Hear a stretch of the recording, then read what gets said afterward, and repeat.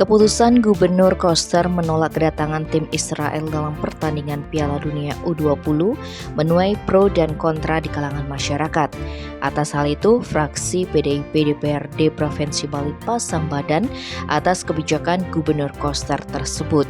Ketua fraksi PDIP DPRD Bali Dewamade Mahayanya bersama anggota DPD PDIP Bali menilai sikap dan kebijakan Gubernur Bali Wayan Koster sudah melalui pertimbangan matang.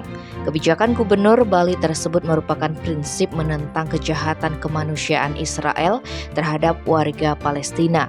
Pria yang akrab disapa Dewa Jack ini menegaskan pihaknya di fraksi PDIP mengapresiasi pilihan sikap Gubernur Bali Wayan Koster yang berani mengambil resiko kehilangan banyak popularitas karena kebijakannya.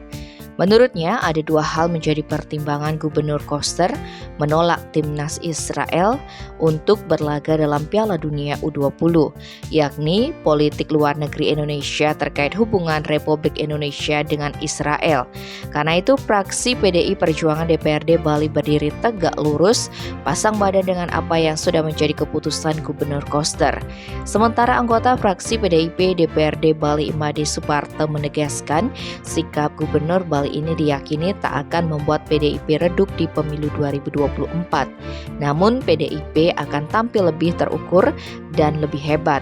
Suparto menegaskan kebijakan ini bukan menolak pertandingan U20 di Bali, melainkan menolak kedatangan tim Israel.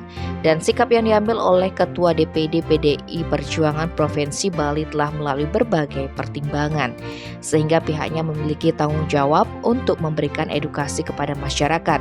Bahkan pihaknya menyebut bahwa Gubernur Bali Wayan Koster merupakan pahlawan, sebab dinilai mengamankan segala aspek keamanan dan kepentingan, baik itu ideologi, sejarah hingga kemanusiaan.